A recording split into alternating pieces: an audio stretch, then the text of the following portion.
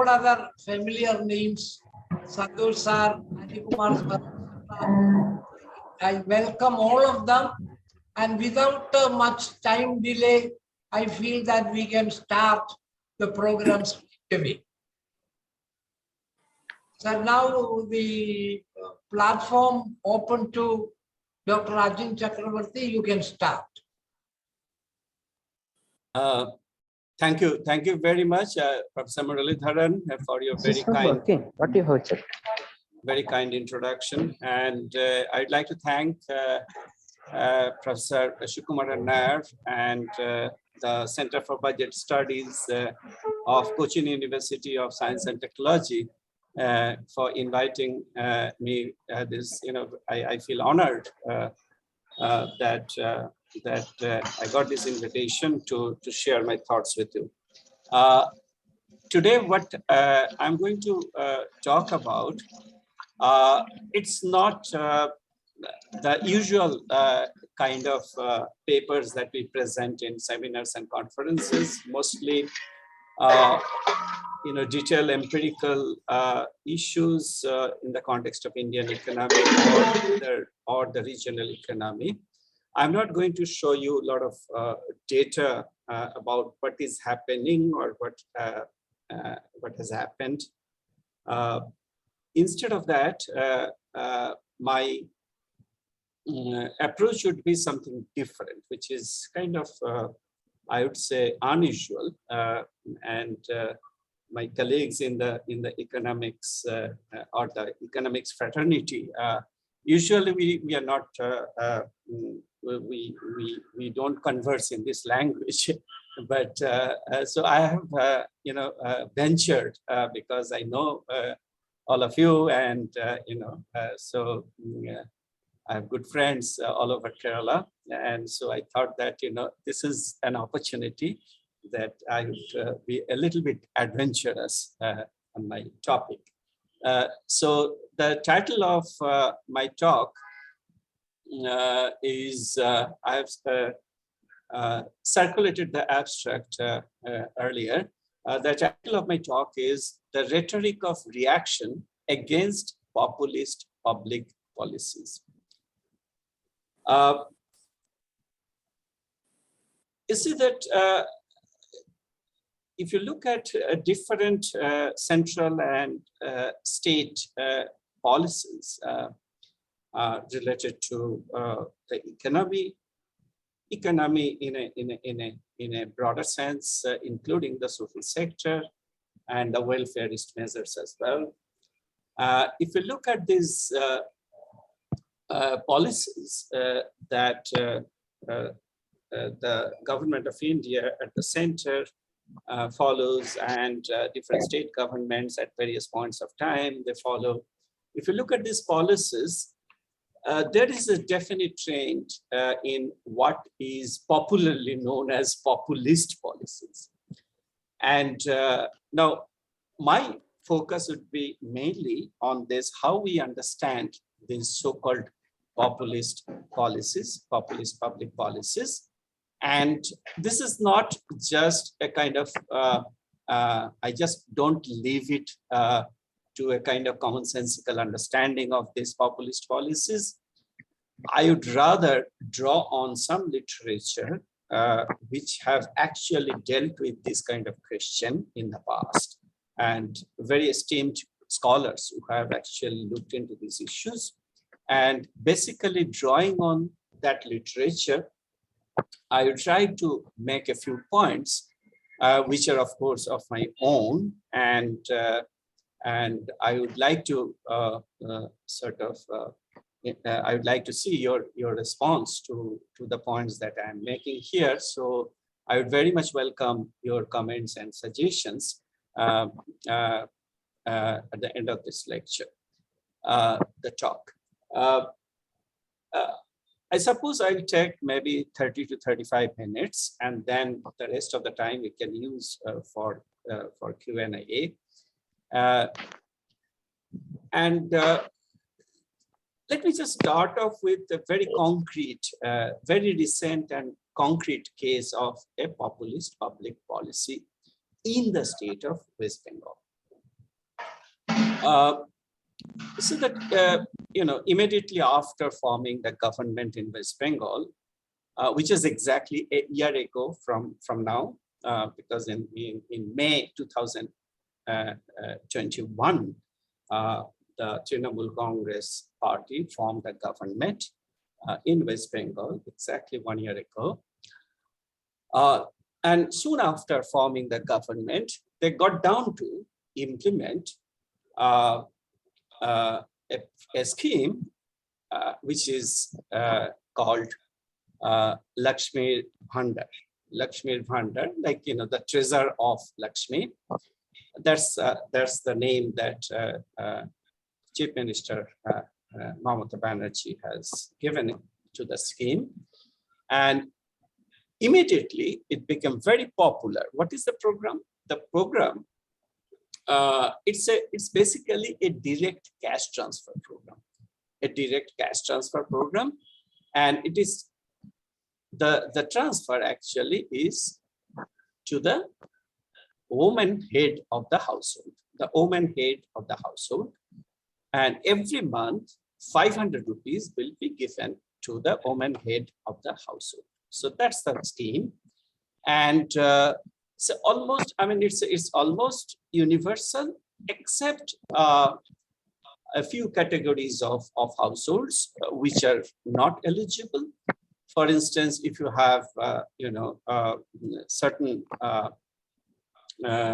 certain amount of land which exceeds some limit, or you have a government job, or you are a taxpayer.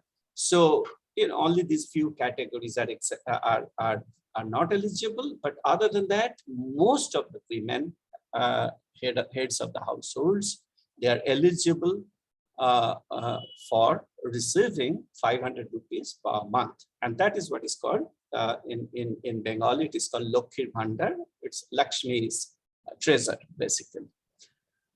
Now, soon after this program was rolled out, from September last year, the recipients have started receiving the money. And it's hugely popular. It's hugely popular among the households which have received this money. Now, naturally, the opposition would, let it go like that. And so the opposition, in fact, raised a lot of issues about this program, and the different kinds of arguments, critical arguments they have put forward. And my attempt would be to basically unpack these arguments and trying to make sense of what is called rhetoric. Now, what is rhetoric? Rhetoric, in commonsensical term, rhetoric is something which is, rhetoric versus reality. I'm not, taking rhetoric in that sense. Rhetoric is in the classical Greek sense. Rhetoric is the art of persuasion. That means, the right kind of rhetoric or wrong kind of rhetoric, or a good rhetoric, bad rhetoric. So rhetoric basically is the art of persuasion, and you use various kinds of rhetorical strategy to convince your audience that certain arguments make sense. And so how do you persuade others? So how do you persuade others that the government of West Bengal, the scheme that they have undertaken, it's not as good as what they actually claim to be. Now, I'm coming to that, what exactly they're saying. So basically, my attempt would be to unpack the nature of the rhetoric in the criticisms and what we understand as the logic of economics, and economics also not free from rhetoric. We know that. In fact, there's a famous book, a long back, about 35 years ago, it was published by Donald McCloskey. It's called Rhetoric of Economics, and that's a kind of path-breaking attempt to understand the language that economists use. Now here I'm talking about not just economists' language, I'm talking about the language that the opposition, the politicians in the opposition, they also use. And sort of, analyze or unpack that instead of passing any judgment on the merits of those arguments. So as I said, that it's a direct cash transfer, 500 rupees per month. These women. Now, what is the immediate reaction from the opposition parties? The opposition parties actually, the first reaction was that the government is doling out money and turning its own citizen into beggars. Now, beggars, actually they use this term beggars. That means, as if instead of claiming citizens, rights claiming citizens, the citizens are becoming beggars and basically becoming dependent on government doles. Now, this is the main argument that the opposition parties actually advanced, and with various added arguments to that. But basically, the argument is this: that it's doling out of money. Now, government is doling out money. Now, these doles. Now, doles actually come up again and again in the discourse. You must have come across that for instance, in the central budget last year. In fact, during the budget speech, in fact, our finance minister said that we don't believe in doles, so that's why we are thinking about giving credit or advancing credit to the people who need the credit. So it's a credit, not dole. So as if dole is bad and credit is good. So you see that already dole, this particular word, has a pejorative kind of connotation, and politicians quite often use that, saying that the other party actually is thinking in terms of dole, but we are thinking in terms of hard economics. So it's a kind of hard economics versus dole. Now, is that a very new kind of argument? No, not at all, because every year, when the budget is announced, and every year you see that next day the financial press, in fact, if it is, it's a very predictable kind of reaction that you see in the financial press every year. If government explicitly announces something for the poor and claims that it's a pro-poor budget, then the immediate reaction would be that it's a populist budget. That's the financial press's reading of a pro-poor budget. And what is the opposition's reading usually? And opposition's reading is usually, even though the government is claiming it is pro-poor, but it is actually anti-poor. Now, this is the kind of rhetoric that we are quite used to. That is, every year when the union budget is announced, we find that there are basically three kinds of people. The government people, they say it's a pro-poor budget. The financial press says it's a populist budget, and the opposition says it's anti-poor budget. Now, what kind of rhetoric is this? And interestingly, then I came across this very interesting book by Albert Hershman. You must have, you must be knowing or you must be familiar with Albert Hershman's work. At least you know the balanced unbalanced growth in your undergraduate days in economics. So that the same Albert Hershman. He not only wrote about balanced unbalanced growth, but also he's a very fine writer, and his later books are like Exit, Voice, Loyalty. That is one very important book. The other book is The Rhetoric of Reaction. So several books actually are really extremely interesting read. And so I came across this book, The Rhetoric of Reaction by Albert Hershman. And then immediately it struck my mind that this could be a very different way of taking on the debates and discourse around these popular public policies. So this is the motivation actually. And so what does Hershman say in that book, The Rhetoric of Reaction?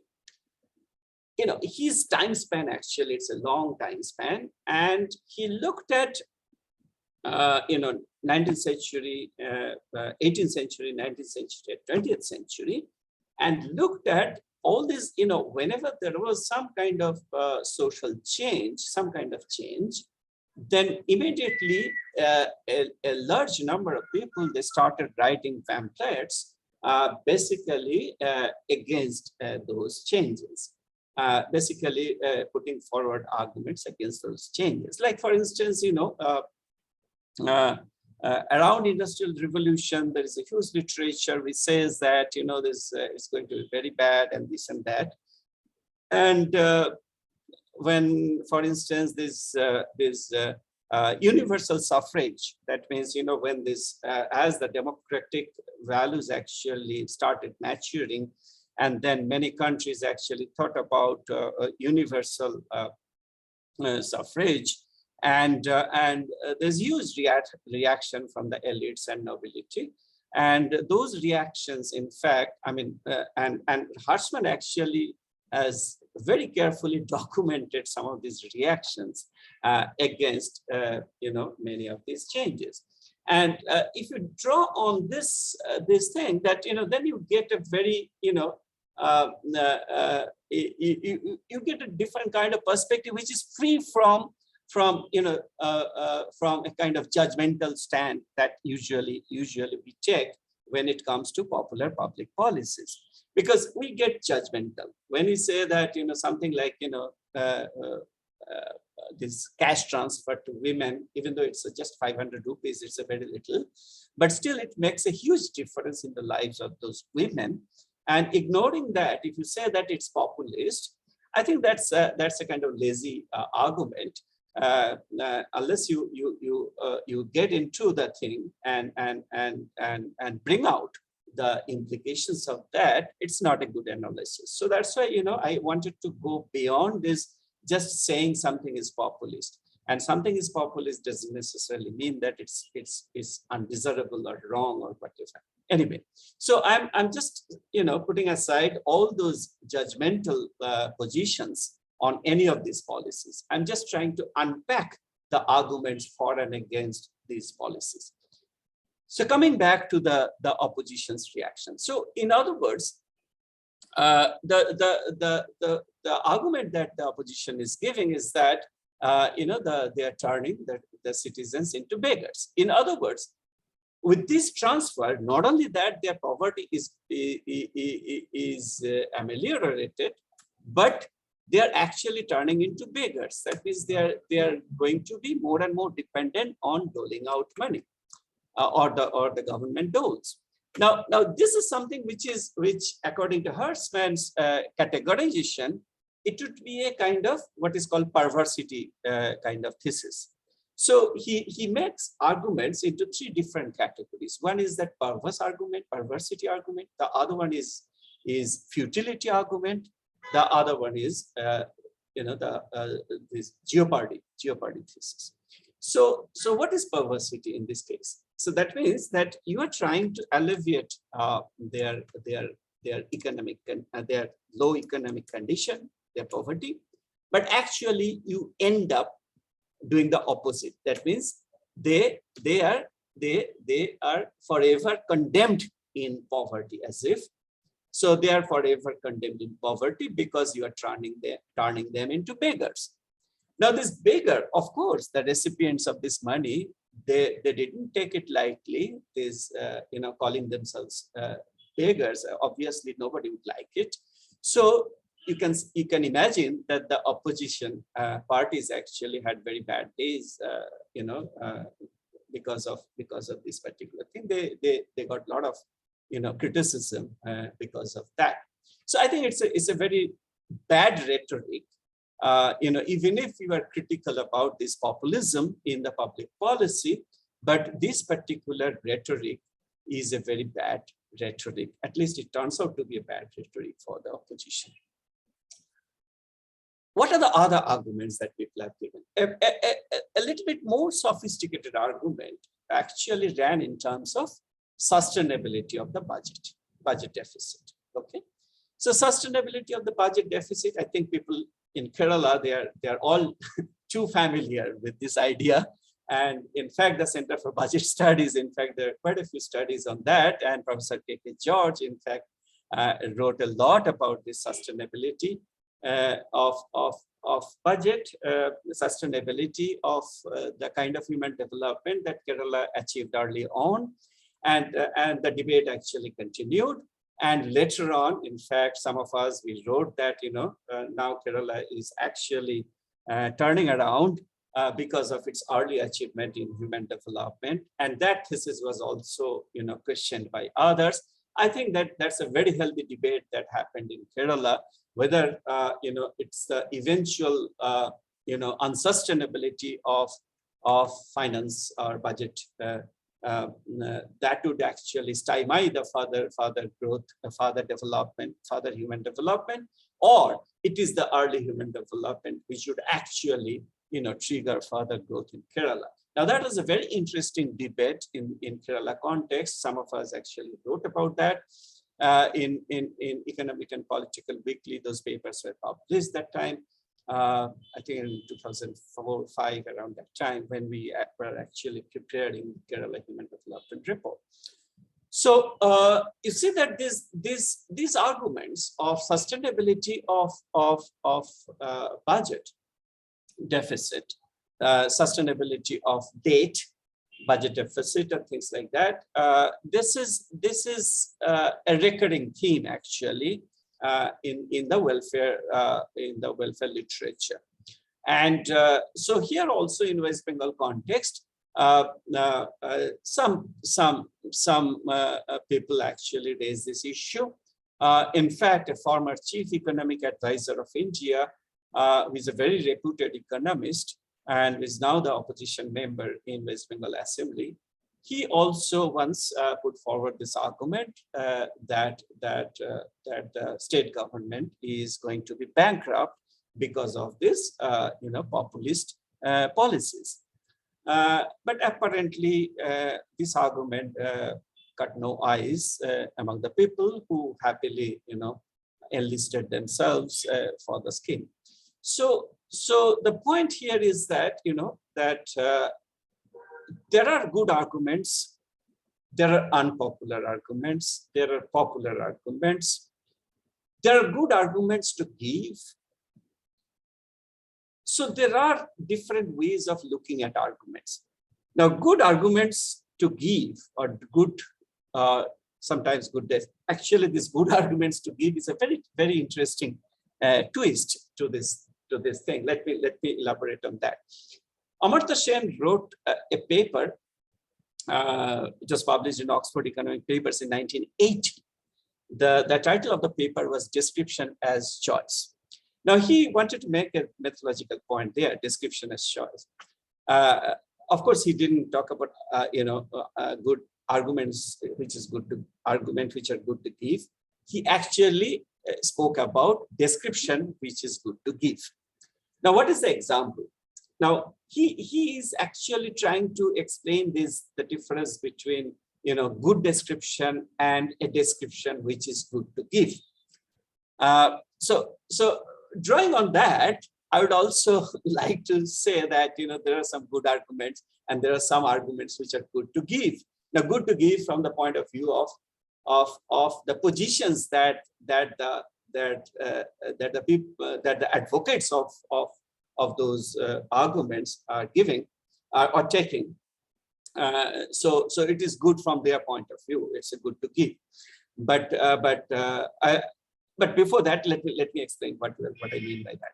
In that paper, Amartya Sen makes a distinction between good argument and an argument which is, good description and a description which is good to give. Now, what is that? A description which is good to give. Just think about a situation that you are just passing by a narrow lane, and somebody actually is rushing towards you rushing towards you, and very much scared, and then he slips into another by lane. And then immediately after that, another person passes towards you with a dagger in his hand and asking you that, where has this person gone? And you said that it's this way, just the wrong way. So you show that the wrong way. And this person apparently was saved because of this description, which is actually not correct description. So in this case, Amartya Sen is saying that, what should he call this description? This description is good to give because it saved a life. But that doesn't make it a good description, right? Because if you push this argument further, that is, a description should be judged by what good it brings about, then you are in trouble. Why? Because that's the kind of argument we always give, being ideologically motivated, and we say that, okay, this is for the people. This is for socialism. This is for market.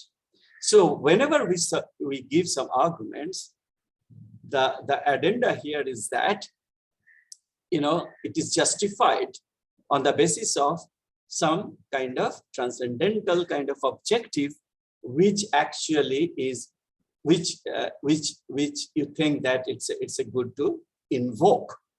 So in other words, an argument should be judged by its, for the strength of this argument rather than what good actually it brings about. So in other words, quite often we see that the opposition parties, they actually pick up arguments which are quite often, they themselves are not very much convinced, simply because, if they were in power, they would have followed exactly the same kind of policy. So they are also not, they themselves are not convinced about that, and people are also not convinced, not persuaded by that kind of criticism. Now, this is a kind of, it's a quite commonsensical kind of observation, but what I'm saying is that the rhetorical aspect of an argument is very important, even when you are in opposition, because while in opposition, you can't afford to say that the government is turning its citizens into beggars, because people may be offended because of that. Now, this is one example where this perversity kind of argument has been deployed. Now, the populist public policies, quite often we confuse between populist public policies and populism as a political stance. Okay, so populist politics is different from populist public policies. Okay, let me explain that. Now, many commentators nowadays, they are talking about populism, rise of populism all over the world.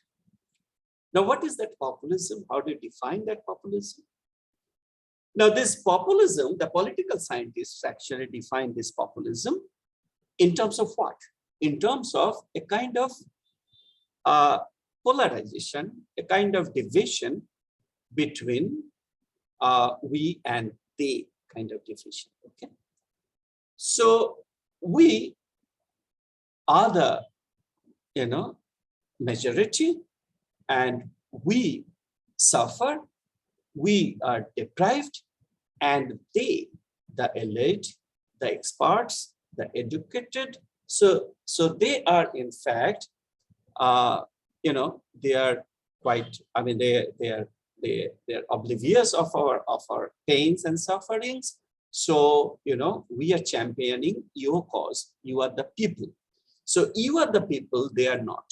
So it's a people and other, okay? So that's the populism. That's the populism which people have, the political scientists have talked about. Now, is there any connection between this populism in politics and populist public policies, which are more familiar to the economists or economic policy, those who deal with policy making?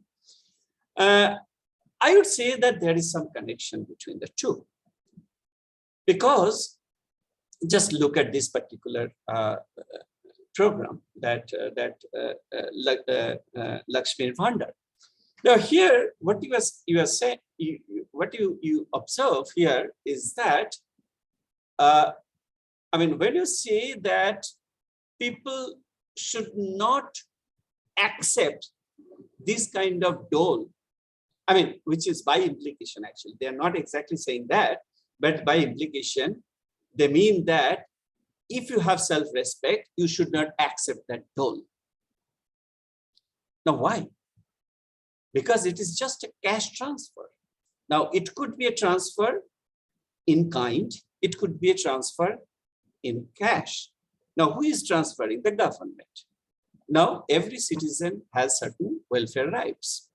Now, following the rights, in fact, if the government implements certain scheme, every citizen has right to that scheme, then how can you say that it is turning the citizens into beggars? You cannot. Now, the point here is that, well, the way it is actually being dispensed, you can say that, okay, there is a kind of, basically patron-client kind of relationship, and the beneficiaries become forever dependent on the party people, and all kinds of other arguments you can bring in. But the point still remains that it is my claim, it's my right, because it's the taxpayers' money which actually is being redistributed towards this group of people, and redistribution is a legitimate activity of the state. So the state is doing redistribution, and the citizens are claiming their share in that redistribution. That's it. So in other words,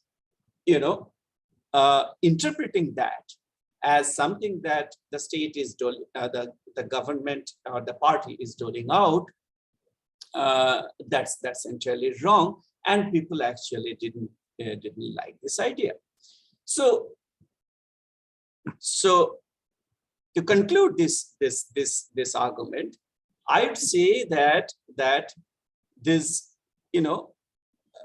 populism here actually, of course, it is those who are criticizing that, obviously they are not recipients of Lakshmi Bhandar. So you see that automatically you are dividing the populace into two different groups. One who are recipient of Lakshmi Bhandar, and the other who are not, like you and me, who are not eligible for that. And we write in newspapers saying that no, this is doling out money and it should not be done. Now, how does the politics actually check it? Now, the populist politics actually then finds a good opportunity to use this. See, here we are actually for the people, but they are not. They are not for the people. So people and others.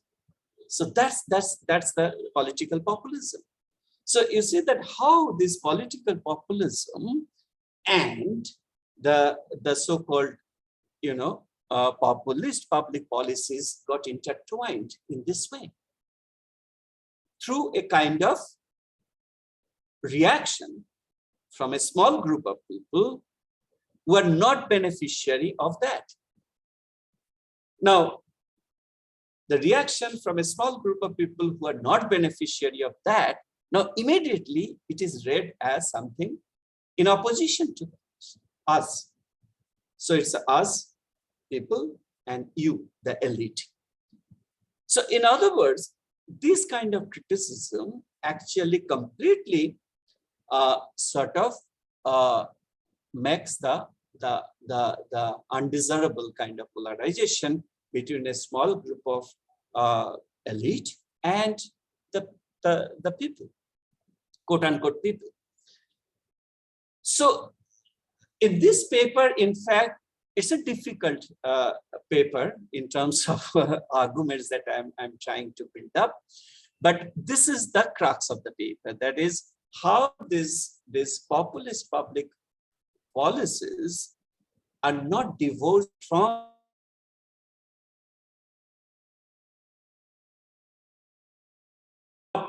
on the face of it, it looks quite obvious that that should be the case, no? But it is not, because populism in politics thrives on the construction of people. Now, this construction of people actually gets consolidated and gets strengthened when you have this kind of criticism against what is popular.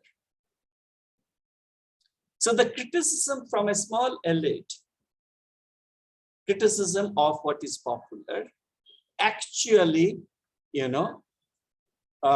as a consequence, it actually leads to the undesirable kind of polarization between people and others, and which actually feeds into populism in politics. And all kinds of rhetoric against expert knowledge, rhetoric against educated elite. So all these other kinds of reactions actually result from this kind of, I would say, a weak rhetorical strategy, very weak rhetorical strategy. So what we say, what we speak, what kind of language we use to criticize, to advocate, that matter. That matter all the time. So if you are not careful enough about the kind of language that you are using, then the chances are that now it is populist politics, maybe some other kind of politics would come up, would actually take advantage of that.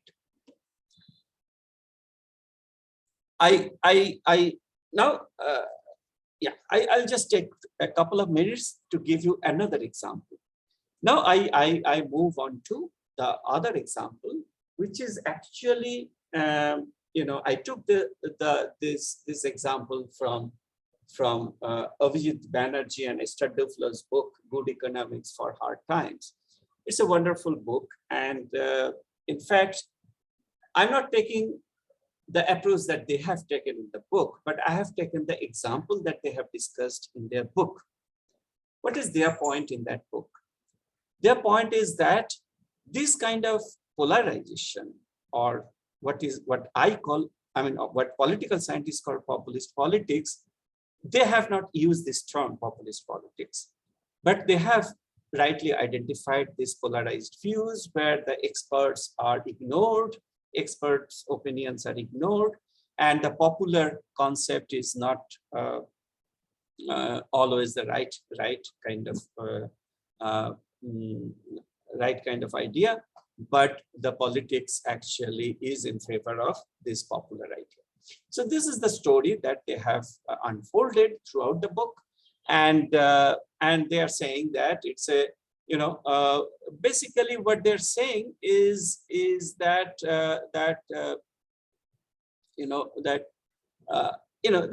are in favor of kind of consensus building. What is that?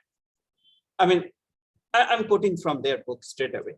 Nations are doing very little to solve the most pressing challenges of our time.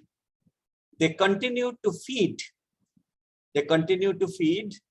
the anger, and the distrust that polarize us, which makes us even more incapable of talking, thinking together, doing something about them.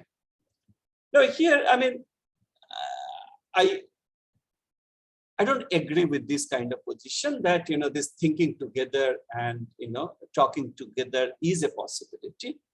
But, there is politics out there. Now, the politics actually, which thrives on antagonism, a kind of polarization, then you have to have, you cannot just take a kind of normative or model position that let's think together. You have to have a kind of counter hegemonic politics. Now, what should be that counter hegemonic politics? That's the most important thing. Now, can we get it from the expert knowledge in economics? Now, Banerjee and Duflo, they are hopeful about it. They think that, yes, we can get it from economics to some extent, provided we keep on talking, okay? But their examples are excellent. For instance, just think about migration.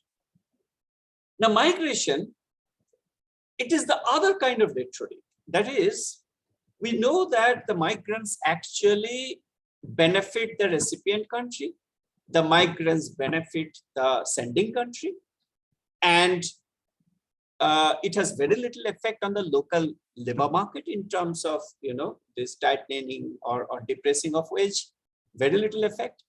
So all these things are empirically, it's established. So empirical literature actually is full of these kind of findings, okay? But still you see that this anti-migrant kind of popular sentiments are very much there. And the policy documents, which you can take as response to this popular feeling about in migration, and these policy documents, in fact, also reflect this. Like what? Now, I'm talking about one particular document from World Bank 2018. In fact, I read it thoroughly, and they are basically promoting the idea of temporary migration rather than permanent migration. And the starting point is that so long as the wage differences are there, flow of people from the poorer country to richer country will continue. That's rubbish, actually. If that is the case, then we would have seen a very different kind of world. Why? Because even today, only a very small percentage of people actually, they have moved to other countries for work. But the wage differential continues. Let me give you another example. Even during the crisis situation in Greece, very few actually went to other countries for jobs, even though Greece was part of that European Union, and the Greeks actually could get jobs anywhere in Europe. But only 6% actually had gone out of Greece, even during the crisis, when actually their GDP dropped. So you see that people do not migrate just like that just because wages. Now, how do they get this idea? This idea actually comes from our undergraduate textbook, where the labor market actually is the supply and demand kind of that graph. Now, this is a bad rhetoric actually. So when you talk about migration policy, and the only rhetoric that you have is the wage differential, which is basically at the back of your mind, you have this supply demand curve, then you are wrong, completely wrong. It's completely misguided, actually. So this is another example of bad rhetoric coming from the so-called experts. So I started off with the political, in the bad rhetoric in the political realm. Now, actually, I have ended with bad rhetoric in experts, in the documents written by experts. Now, well, this is not my own criticism. In fact, last year's Nobel laureate, David Card, in fact, has been fighting this for long, that, earlier, his work in the 80s actually was on that, this Mariel port lift, that is actually, people who from Cuba who actually landed in Miami, and what happened to the labor market. This large number of people from Cuba, they landed in Miami, and David Card actually showed that nothing happened actually. So the labor market, the locals in fact didn't have much difficulty in getting jobs, and wage rate also didn't drop.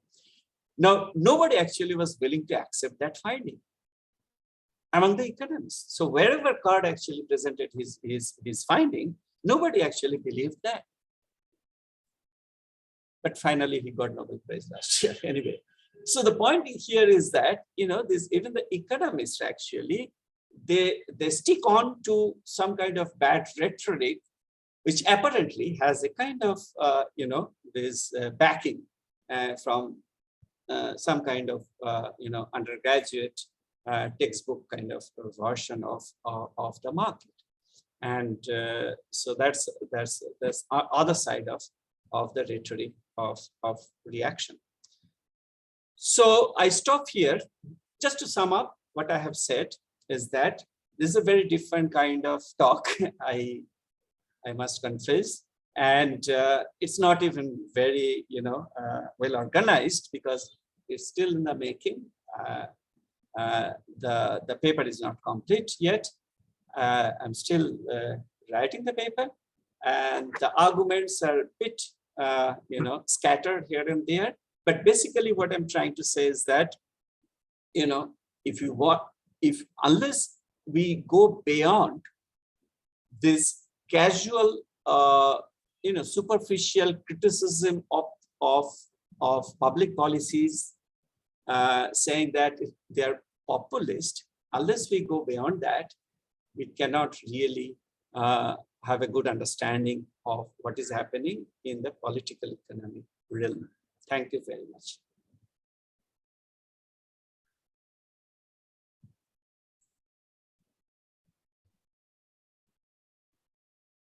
Thank you very much, Professor Achin, for making such a lucid presentation of a new dimension of public policy. I think you now pointed out these populist policies. How can it be different from the populist approach of the political parties, and the language in which they are reacting towards such policies? Naturally, that would bring in the question about balancing of budget. In that context, you bring in the Kerala context also, a healthy academic debate that took place in 1990s, which you were also a part of that. Then the kind of language that especially opposition parties are using when such budget transfers are reaching to the poor. Is it really right? But once they change over from opposition to treasury bench, they change their stand. I think you are bringing us to a new realm of understanding of policy prescriptions, and also brought in your last part of the lecture about how people try to see an economic phenomenon like migration. In the first case, it was a question regarding the kind of language that the political parties are using. But at the final stage, you were talking about the very language of many academic experts also may sometimes compatible with the language of the political parties also. I think a very nice way of putting certain things which normally taught in our classrooms and seminars, but you have elevated that to a different level, I think more thoughts about that will sharpen you to a sublime level, we hope. And now, just I summarize for the students to raise questions. It does not mean that only students should raise questions. So, but as we are making them up, so preference to them. So now the forum open for raising questions. Please have your time to raise questions to our guest.